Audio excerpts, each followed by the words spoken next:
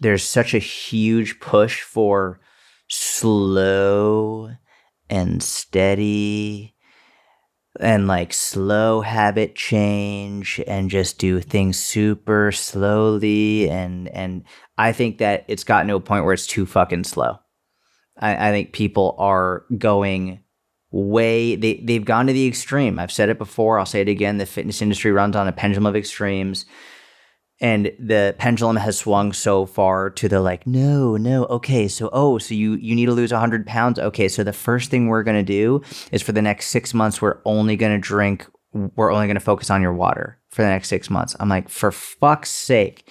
And then not to mention using that person's example as someone who has to lose 100 pounds, that person has a real case to be made for a rapid fat loss protocol, like drastically reducing calories, doing stuff every single day, like a complete lifestyle overhaul. And you know what's funny? I can't prove there's a lot of research supporting this for sure, but like using my brother as like an N=1 example, that he's struggled with his weight his entire life. I watched from the time I was a little kid. He struggled with his weight for many, many, many, many reasons. And he tried to lose it, did everything under the sun. And then finally, and there were many factors at play here, but he went cold turkey.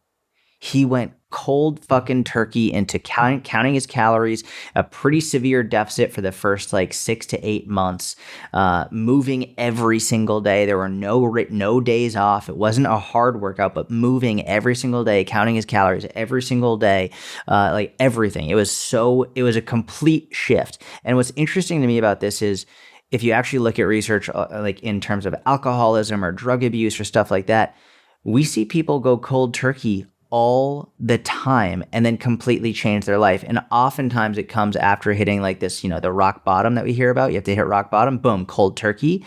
And it's not a slow and steady approach. It's like, hey, this is an immediate thing that today everything changes.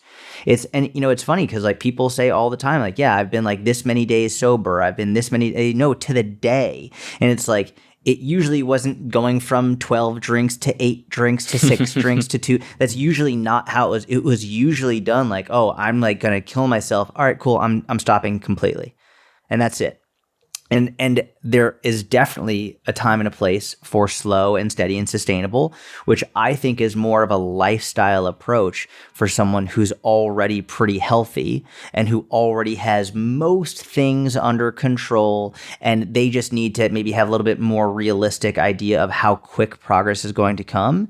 But for someone who's unhealthy and they're not in a good place, I think for a large percentage, I'm not going to say all, I'm not even going to say most, but a large percentage of them would do better with a complete cold turkey approach of just fucking, hey, I'm all in now. And I don't know a way to screen people for it. I'm not I don't know how to figure out which clients are better for or worse depending on what they put in their intake form. So a lot of it is just trial and error and you trying to figure out what works for them. But that's one of the reasons why I'll start off with someone if someone comes to me and they've never counted calories before and they're super overweight, I'll just be like, all right, for the next 7 days, you're counting every single calorie that you put in your mouth, every single one. You're going to track every single calorie. I don't care if it's an ice cube. I don't care what the fuck you put in your mouth. I want you to tell me about it, and I want you to put it in an email. And if I see someone who just goes all in on that for those 7 days, I'm like, okay, this person's in. This person's really involved. But if I see the person who after 12 hours, they're already being inconsistent with it, I'm like, cool, cold turkey probably isn't good for this person because they can't even be consistent for the first fucking day.